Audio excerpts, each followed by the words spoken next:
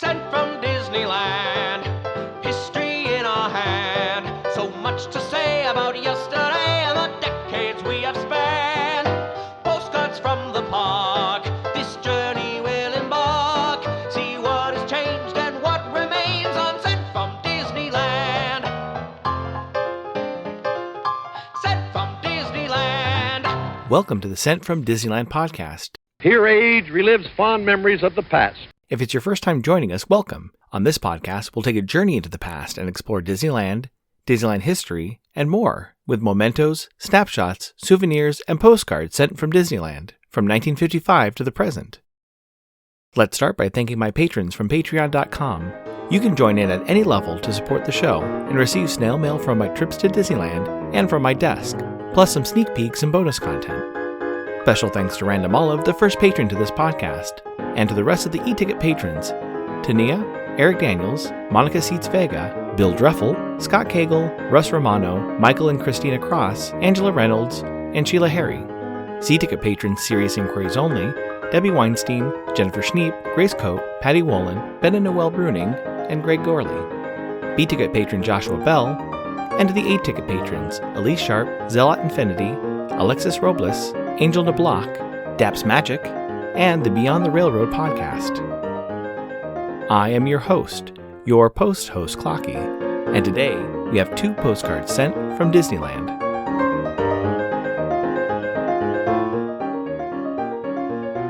The front of our first postcard has the Mark Twain coming around Cascade Peak. You can see the waterfall that went over the Mine Train Through Nature's Wonderland train, and guests enjoying all 3 decks of the steamship. On the back it reads, "The Mark Twain steamboat passes Cascade Peak and its beautiful waterfalls, one of the newest additions to Frontierland, as it continues on a journey down the rivers of America." It's postmarked January 12, 1969, with a Rose Mead Pray for Peace cancel and a 6-cent Franklin D. Roosevelt postage stamp, Scott number 1284. I assume they visited the park on Sunday, August 10, 1969, when park hours were from 8 a.m. to midnight. The weather was a high of 92 and a low of 69. It's addressed to Mr. and Mrs. E. L. Spahn of Redding, California. It reads, Monday morning. Dear Mom and Dad, went to Disneyland yesterday with Leora and her husband. Stayed Saturday night with them and really had a great time. Went to beach and sat around and relaxed. Felt like a real vacation without Monica, but we were glad to see her this morning. It's really hot and muggy down here, and we are mostly sweating. Stopped at Pismo Beach on the way down here, where M ate sand. Was a really nice day there. We'll go to see Aunt Esther today or tomorrow, and then home Wednesday. And Lauren will look for a job again. He looked for an hour before we left. Hope you're fine. Love, Lauren, Nancy, and Monica. While searching through my office recently, I came across a map that I had purchased a few months ago. This unique piece is an 8-inch by 4 3/4-inch tan cardstock map of the rivers of America.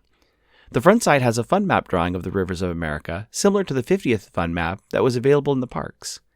Looking at them side by side, there are some significant differences. One of the changes made was moving the railroad tracks that go along the rivers of America to include the new turn the train makes since the addition of Galaxy's Edge. This also affected the end of the island being slightly shortened, and moved the Native American village closer to where it is actually located. The shortened island also included the removal of 3 native dwellings, which are depicted on the island but were just added to the map for filler and not on the actual island in the park. Another difference is the removal of all the names of the attractions, shows, and restaurants that are on the 50th map. One addition they made was adding the Mike Fink keelboat close to the Mike Fink log cabin. This may have been a replacement, as there was another boat in the Rivers of America on the 50th map that looked like a keelboat with an added sail. A boat that I don't believe was ever an attraction or a feature along the river. On the Rivers of America map, they kept Mickey fighting the Maleficent Dragon, and the characters from the Haunted Mansion, Madame Leota, and the Hitchhiking Ghosts, but removed Eeyore and Tigger, who would have been in the upper left-hand corner, but would have blocked the image of the new waterfall along the river. The attractions you can see on this updated map include the Mark Twain, the sailing ship Columbia, the Haunted Mansion, Big Thunder Mountain Railroad, the Davy Crockett Explorer canoes, the rafts to Tom Sawyer Island, and Splash Mountain. One attraction you don't see on the new map is one of the Disneyland Railroad engines on the tracks. Finally, One detail that is on both maps that I'd never really seen until looking closely is the inclusion of the mine train through nature's wonderland on the old track next to the river. This is an area that used to be at the bottom of Cascade Peak, and there were a few mine train cars that had been put out on the track for show, but since then they have been removed. Depicted on the map, the train has a full engine plus a few cars it was towing. The bottom of the map reads, Cast Member Exclusive. This was a gift to the cast members, and was likely handed out during the reopening of the Rivers of America on July 29, 2017.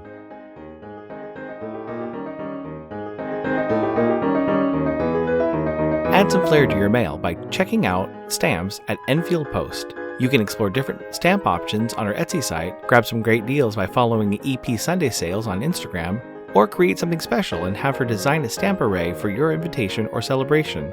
You can head over to EnfieldPost.com and explore all the different vintage postage stamps you can use on your next card or letter. That's ENFIELDPOST on Instagram and EnfieldPost.com for your wedding and vintage postage needs. Enfield Post is the official postage stamp sponsor of the Sent from Disneyland podcast.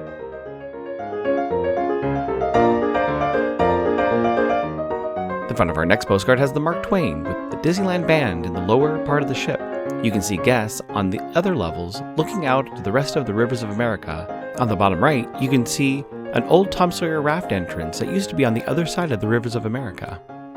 On the back it reads, Down the great rivers of America cruises the magnificent Mark Twain paddle wheel steamboat. Built to a 5/8 scale, this replica of America's pioneering past rounds a bend near the rafts to Tom Sawyer's Island as the Disneyland band plays Dixie. It's postmarked September 17, 1958, with a Long Beach Pray for Peace cancel and a green 3-cent Minnesota statehood 1858 to 1958 postage stamp, Scott number 1106. I assume they visited the park on Wednesday, September 17, 1958, when park hours were from 10 a.m. to 7 p.m.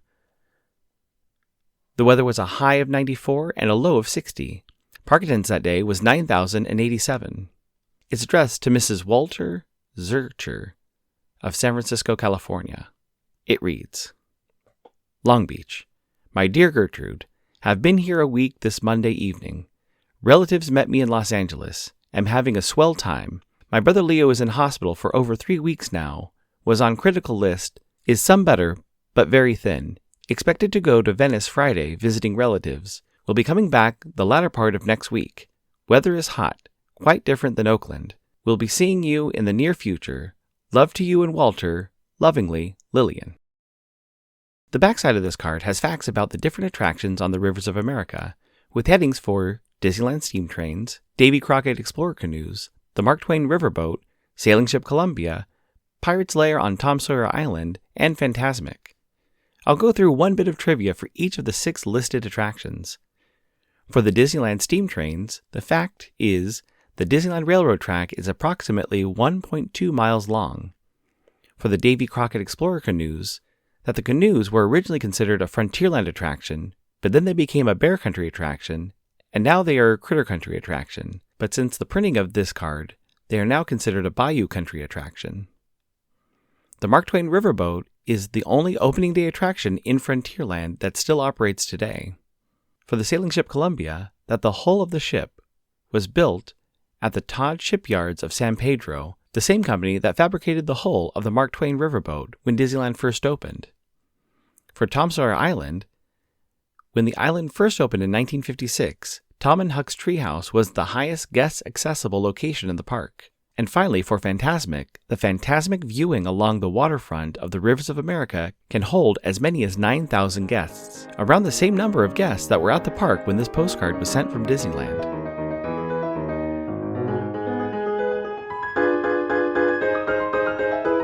My incoming postcard is sponsored by the Art Throwdown. Art Throwdown, or ATD, is a craft hour on Instagram, starting at 9 p.m. Eastern or 6 Pacific. Art Throwdown is a wonderful community of artists who love to share their craft, from creating sticker postcards and coloring techniques to intricate paper cutting and unique crafting. It's always a treat to watch a show and occasionally get some one-of-a-kind postcards from the group. Each host brings something a little different to each show. I'll list some of the regular hosts, or you can follow Russ Romano 2021 on Instagram.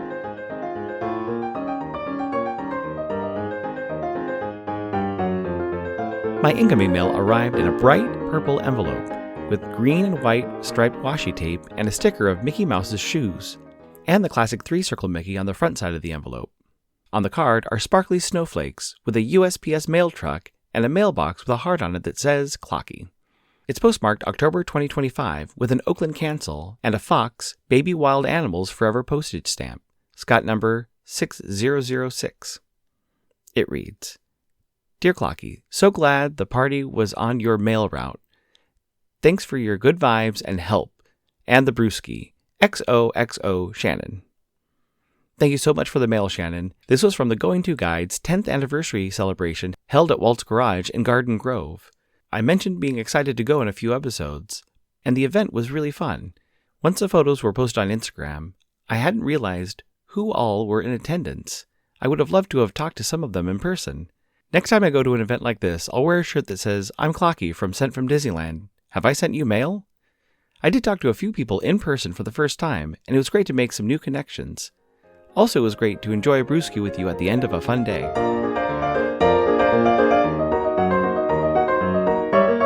Thanks for listening to Sent from Disneyland. If you enjoyed this podcast, please subscribe and tell your friends. It would also help to leave a 5-star rating and comment on whatever podcast platform you use. If you'd like to support the show financially, please check out our Patreon page at patreon.com/sentfromdisneyland. You can find me on Instagram and TikTok at Sent from Disneyland or my website, sentfromdisneyland.com. For questions and comments, send me a postcard addressed to Sent from Disneyland, P.O. Box 44, Hood, California, 95639. This podcast is not affiliated with Disney, the United States Postal Service, or any post office or Disney-related properties. Opinions expressed on this podcast belong to the host and guests of the Sent from Disneyland podcast. This podcast is produced and edited by Clocky McDowell, website designed by Misty McDowell. Theme song was written and performed by Noah Sunday Lefkowitz. Take it away, Noah.